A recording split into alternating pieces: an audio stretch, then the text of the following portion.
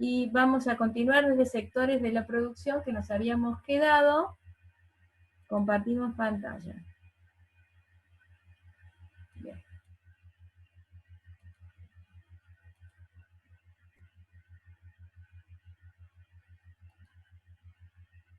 Y de acá, presentación con diapositivas.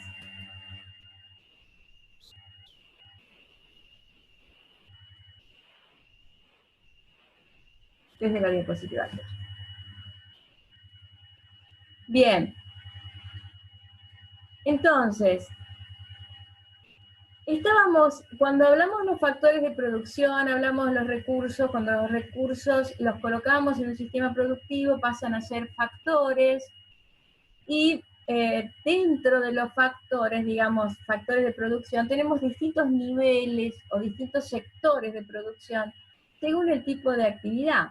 Vamos a tener una actividad primaria de tipo de extracción cuando estamos trabajando con lo que hemos denominado los recursos naturales. Por ejemplo, cuando extraemos materias primas, combustible y alimentos.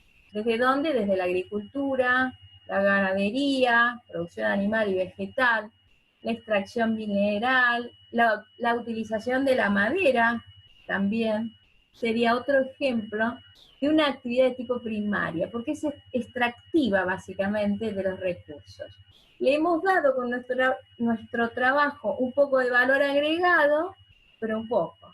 Cuando vamos a elaborar bienes tangibles también, ¿no? Tangibles, pero bienes más complejos, vamos a hablar de una actividad, de un sector de la producción secundaria. Y nos referimos a la manufactura, la construcción. Existe una transformación de esa materia prima. Hay un proceso de transformación, no es simplemente la extracción. Tenemos la siderurgia, la metalurgia, la madera, pero ya transformada para la construcción, un mueble, una herramienta. En la química, la industria farmacéutica, la industria de productos químicos en general, limpieza, textiles, calzado, los gráficos también, tenemos otro ejemplo. Ahora estamos trabajando con productos de los gráficos que son que preservan el ambiente. Vamos a ver que acá entra en juego la cuestión ambiental. Entonces estas actividades hay que medirle un impacto ambiental. Este impacto ambiental a nivel extractivo, en el nivel primario es importante. Y en el nivel secundario, y hay que ver cómo es ese proceso, si ese proceso qué tipo de desechos genera para también trabajar la cuestión ambiental. La construcción puede ser público o privada, eso es otro tema. Acá medimos la actividad en sí. También tenemos la energía a nivel secundario. Y a nivel terciario tenemos la actividad productiva de intangibles, básicamente los servicios, la intermediación financiera, el transporte, las comunicaciones, el sector gobierno, todo lo que es la administración pública y todos los servicios de administración privada también, son todos servicios y son terciarios. Salud, educación, cultura, turismo, recreación, son actividades de nivel terciario que corresponden al sector de la producción terciaria. Vamos a ver una serie de definiciones. Lo que vamos a empezar a estudiar la próxima clase, microeconomía. En microeconomía estudiamos el comportamiento económico de agentes individuales. Por un lado podemos hablar de agentes individuales, pero por otro lado hablamos de un mercado determinado, por ejemplo de un bien determinado, en un punto determinado. Por ejemplo, vamos a estudiar el mercado de las zapatillas en la zona centro de la ciudad de Córdoba. Estamos delimitando un mercado particular, entonces estamos estudiando microeconomía. Si estudiáramos el mercado de las zapatillas en la República Argentina, y ya tenemos como un mercado mucho más grande. Si vamos a estudiar el mercado de los calzados en la República Argentina, estamos hablando ya de variables más macro que micro. Entonces, el mercado de un bien determinado en un lugar geográfico también determinado y delimitado, que nos lleva a decir es individual, es gente, bueno, estamos hablando de microeconomía. Estudiamos básicamente los consumidores, por un lado en la demanda, y también los trabajadores desde el punto de vista de la producción. Porque nosotros somos consumidores y también tenemos el recurso de nuestro trabajo. Entonces, tenemos los dos roles, depende de la actividad que estemos realizando. Tenemos las empresas, nosotros también podemos armar empresas y podemos tener el rol de empresas. Mientras que en macroeconomía estudiamos un sistema económico de un país o de una región. Entonces vamos a estudiar variables macroeconómicas como una serie de magnitudes globales, el PBI, Producto Bruto Interno. Vamos a hablar de cuestiones como la renta nacional. Para eso vamos a estudiar el PBI, la inversión bruta interna, la inflación, vamos a estudiar el tipo de cambio cuando veamos el sector externo, es decir, vamos a hablar del nivel de empleo, vamos a hablar de variables macroeconómicas. Y acá yo quisiera destacar, las variables macroeconómicas son estadísticas y siempre son dinámicas, entonces están referidas no solo geográficamente, sino también delimitadas en el tiempo, generalmente anuales. Y a veces vamos midiendo trimestrales, por ejemplo, y a final del año tenemos la anual. En la trimestral nos sirve, si vamos a comparar, por ejemplo, el nivel de precio para estudiar la inflación del primer trimestre del 2020, enero, febrero, marzo, lo vamos a comparar con el primer trimestre de 2019, enero, febrero, marzo. No lo vamos a comparar con todo el 2019 o con el mes de diciembre, sino que vamos a buscar de comparar el igual, porque hay algunas costumbres o hay algunas cuestiones que pueden ser estacionales. Entonces, generalmente uno va midiendo, ¿no? De esa manera y va comparando. Otras definiciones que son importantes. Cuando una economía es abierta, contrariamente a lo que es una economía cerrada, ¿no? Cuando realiza intercambios entre la comunidad, no solo internamente, sino también con otras comunidades externas. Y aquí, cuando hablemos de economías abiertas, nos surge un tema que vemos en sector externo en macroeconomía, que es las ventajas comparativas. Ahí vamos a ver al economista David Ricardo, que habla de las ventajas comparativas. ¿Qué quiere decir? Que yo cuando voy a producir determinado bien, si concentro mis recursos para producir aquello en lo que soy más eficiente e intercambio con otras economías de otras regiones por aquello en lo que soy menos eficiente, nosotros vamos a ganar más, nuestra economía va a crecer y la economía de los otros también va a crecer. No es que vamos a ser igualmente ricos, pero vamos a crecer los dos. Ahora acá tengo un chat, algo. Dice, a ver, dejé de compartir, ya vuelvo a compartir. Ese chat dice, una pregunta. ¿Ustedes también escuchan? ¿Es mío eso? Creo que era, alguna vez algún alumno dijo que podía ser el ventilador de la CPU. Estoy segura que es el ventilador de la... Vos en algún momento lo alejaste, ahí se dejó escuchar un poco. Ahí tendría que usar una cosa que lo... Ahí escuchan menos. Le puse algo que lo sostiene acá. Más Ahí. alto y es como que le permite ventilar. Bien. Ahí creo que está un poco mejor. No sé qué opinan. Me parece que sí, para mí también es mejor. Vamos a continuar compartir pantalla.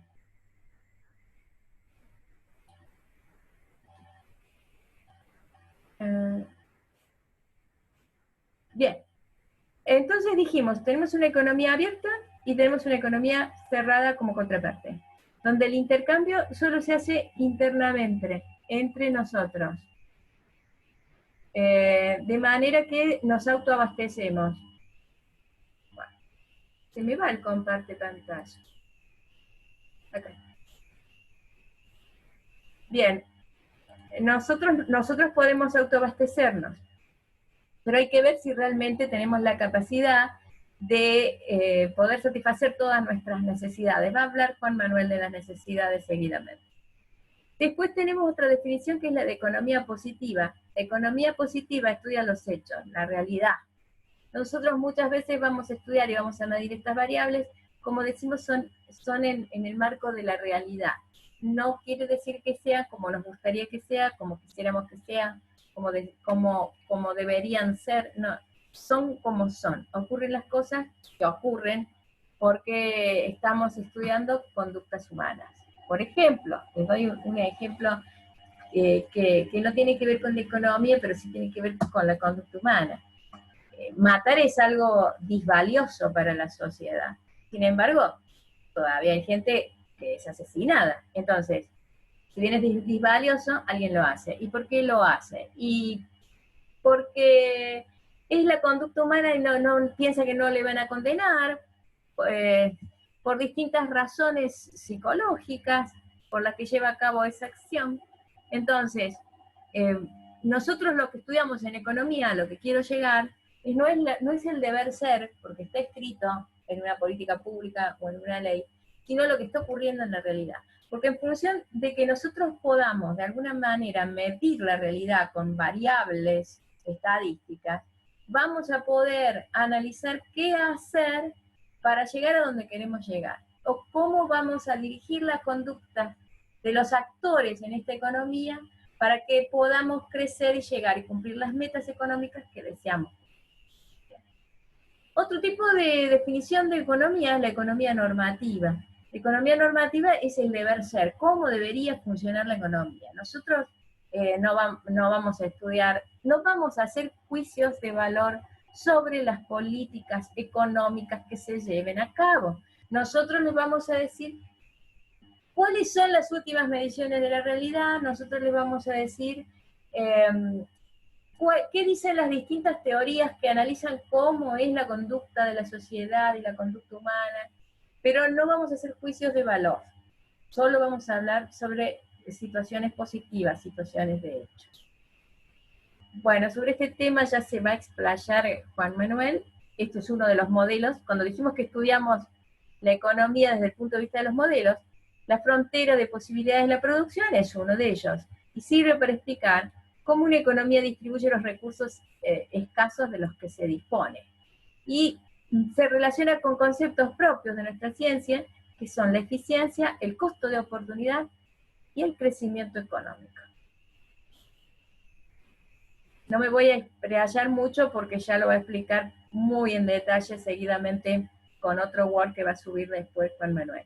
Pero básicamente tenemos dos factores productivos, puede ser cualquiera, por ejemplo, la tierra y el capital. Vamos a combinar esos factores, tierra y capital, y vamos a tener una línea en la que somos eficientes. Y todo el factor tierra y todo el factor capital lo vamos a utilizar acá para producir esta cantidad determinada de un bien y todas las distintas cantidades que se encuentran sobre esta línea, que es lo que denominamos la frontera de posibilidad de la producción. Yo no voy a poder producir lo que esté por encima de esa línea, sí lo que esté por debajo, pero esto que esté por debajo es ineficiente. Lo que esté por encima no tengo recursos. Puedo tener recursos si hago algo para aumentar mis recursos, digamos, valga la redundancia. Por ejemplo, aumenta el conocimiento, la información, la tecnología. Y puedo entrelazar el capital con la tierra, con un mejor conocimiento, con un mejor know-how, que me lleva a que ahora mi frontera de posibilidad de la producción se ha desplazado hasta la línea verde, que llamo frontera 2, y ahora sí puedo producir más. ¿Bien? Estos son otros ejemplos cuando varía, por ejemplo, aumento el factor capital, invierto en tecnología, o acá en este otro ejemplo aumento el factor tierra, compro más hectáreas de tierra, y entonces puedo variar mi frontera. Acá tenemos otras formas, situaciones, las mismas situaciones en distintos puntos. Esto lo va a explicar Juan, el rendimiento decreciente, lo vamos a ver enseguida. Vamos a dejar esta. Y esta es otra forma también, la misma, como para que vayan entendiendo el concepto. Otro modelo que vamos a usar en nuestras clases es el circuito económico simple, donde nosotros ubicamos a nuestros actores, las empresas o los productores, y los hogares o los consumidores. que ya dijimos es la unidad de consumo. Entonces, en esto nuestro consumidor, nosotros cuando actuamos de consumidor, porque también actuamos de empresa, o sea, según el rol que tengamos en ese momento, cuando actuamos de consumidores, ofrecemos nuestros factores de producción en un mercado de factores. ¿Cuáles son? Tierra, trabajo y capital. Entonces, los adquieren quienes, las empresas que van a llevar a cabo la actividad productiva y elaboran con nuestros factores bienes y servicios, que son vendidos en un mercado de bienes y servicios, donde vamos nosotros como consumidores a adquirirlos, nos venden a nosotros. Y esta es una línea azul completa que implica el sentido de la circulación de los bienes y servicios. En rojo y en sentido contrario, en punteado, vemos la circulación monetaria, que viene como una contraparte de la circulación de bienes y servicios, y que también me va a mostrar cómo se maneja esa economía. Entonces, nosotros hemos ofrecido, como dueños de la tierra, del trabajo, del capital, en un mercado de factores, y como contraparte recibimos un dinero. Y le vamos a llamar, si ofrecemos la tierra, es la renta. Bien. Si hemos ofrecido nuestro trabajo, vamos a recibir nuestro salario. Somos dependientes. Si hemos ofrecido el capital, vamos a recibir el interés. ¿Bien? Porque por el capital, lo que yo percibo después es el interés. Entonces, las empresas adquieren los factores y nos dan como contraparte monetariamente un valor monetario determinado como salario, como honorario si es profesional, como beneficio si es una pequeña empresa, el alquiler de la tierra, ¿bien? Y dijimos el interés por el capital. Por otra parte, los bienes y servicios que ofrece la empresa en el mercado de bienes y servicios, los adquirimos nosotros como consumidores, y como contraparte, ¿no? Tenemos un valor monetario por los bienes y servicios que recibimos, que abonamos y que vuelven ¿a quién? A las empresas. Entonces tenemos, si queremos contabilizar la magnitud de esta economía, podemos hacerlo desde la circulación de bienes o podemos hacerlo desde la circulación monetaria, como gasto, como ingreso o como producto. Lo vamos a ver más adelante. Lo podemos complejizar si vamos agregando actores. Si agregamos el factor gobierno, vamos a tener impuestos por las distintas actividades y transferencias, subvención o transferencias, subsidios, lo que ustedes llaman subsidios, también por las distintas actividades, tanto al consumidor como al empresario. Y esto ya me complica un poco más la circulación de bienes y de moneda. Acá tenemos otro caso donde ha ingresado el sector financiero, entonces tengo acá activos, bien, y fondos de inversión que ingresan en los distintos niveles y se complejizan. Y más todavía, si están todos, el mercado financiero, el mercado de bienes, el mercado factor de producción, el gobierno, y acá todavía no es, esto todavía es una economía cerrada, no ha ingresado el sector externo, donde también si entra en el sector externo, se complejiza más. Bien. Acá hay un breve resumen de cuáles son las interacciones que se producen en una economía. En una economía, los individuos tratan siempre de maximizar la utilidad. Vamos a ver cómo se maximiza utilidad cuando veamos la demanda. Cada elección está condicionada por las elecciones de otros individuos. Y la economía funciona por la interacción de los distintos agentes. Todos vamos interaccionando entre nosotros. Y estos son los principios que rigen este modelo. Existen ganancias en el mercado, los mercados tienden al equilibrio, los recursos siempre se utilizan eficientemente, y los mercados van a tender naturalmente a la eficiencia. Puede que no nos guste la eficiencia a la que tiende ese mercado, eso es otra cosa. Y ahí entran las políticas públicas que tiene que tener el Estado, ¿para qué? Para mantener la equidad, porque ya hay fallas de mercado. ¿Bien? Y las fallas de mercado se subsanan con esto que estamos diciendo, la intervención del Estado. Primer punto, las ganancias del mercado. Nos vamos especializando en tareas para obtener beneficios. ¿Por qué? Porque a medida que nos concentramos en los que somos más eficientes para realizar, nuestros beneficios en materia de eficiencia son mejores, son mayores. Vamos dividiendo tareas, vamos comercializando y la sociedad toda se va volviendo eficiente. Hay más bienes y servicios y se aprovechan mejor los recursos que son escasos. Los mercados además tienden al equilibrio. En el equilibrio los individuos van a estar en una mejor situación, ¿no? Hay regulaciones que son internas de los mercados y hay regulaciones que son externas de los mercados. Pero básicamente en el mercado vamos a tener la voluntad de los actores que van a negociar a través de transacciones sus ventajas, sus mejoras. Y así se fija lo que llamamos el equilibrio mediante lo que vamos a ver como el sistema de precios. En un mercado hay un sistema de precios. Ya vamos a ir viendo en microeconomía con más, digamos, detalle cada uno de estos puntos, pero sepamos eso. En el mercado vamos a tratar de buscar un equilibrio en un sistema de precios donde se produce el intercambio de bienes.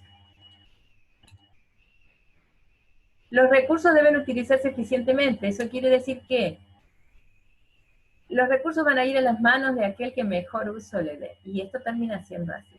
¿Por qué? Porque así maximiza su utilidad. Y se relaciona con la equidad. La equidad, que es una rama de la justicia, la equidad es justicia distributiva.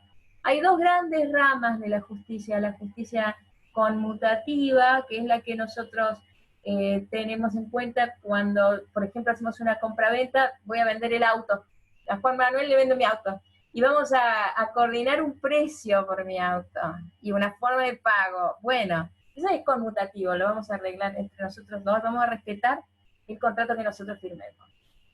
Pero acá no hablamos de esa justicia, sino que hablamos de la distributiva. Como la economía, digamos, un gran problema de la economía es la asignación de la riqueza, nosotros vamos a ver que todos reciba cada uno lo que le corresponde a cada uno. ¿En función de qué? En función de su condición, en función de sus posibilidades, en función de que todos seamos más eficientes. ¿Bien? Por eso hablamos de la igualdad entre los iguales. Y yo les digo a ustedes siempre, ustedes que son todos alumnos cursantes de economía son iguales entre ustedes, porque son todos alumnos. Juan Manuel y yo somos profesores, somos iguales entre nosotros, pero ustedes no son iguales a nosotros, porque ustedes son alumnos y nosotros somos profesores, simplemente por eso. Entonces, al ser la igualdad entre los iguales, las necesidades de los alumnos son distintas a las necesidades de los profesores, y los alumnos van a estar felices cuando reciban aquello que necesitan para satisfacer sus necesidades, que son distintas a las de los profesores. Entonces, cuando partimos en pedacitos iguales, no es equitativo. Equidad es dar a cada cual lo suyo. ¿Bien? Y si un empresario de golpe puede generar fuentes de trabajo que ayuden a mucha gente a salir de su situación de pobreza, porque genera empleo. Un ejemplo. Entonces va a decir usted, está mal distribuida la riqueza, y no sé, lo que hace uno tiene un impacto en muchos. Nos queda menos de un minuto, vamos a tratar de desarrollar este punto 4, que estos mercados conducen naturalmente a la eficiencia, porque llevan al aprovechamiento máximo de los recursos, y hay libertades entre productores y consumidores al momento que negocian en un mercado. Cuando esas libertades no existen, hay lo que llamamos asimetrías, y cuando hay asimetrías, y ahí no hay equidad. Porque para poder tomar buena decisión económica tengo que conocer lo que tengo que conocer, tengo que tener información, tengo que estar en igualdad, por lo menos para poder negociar desde el punto de vista del capital o de lo que sea.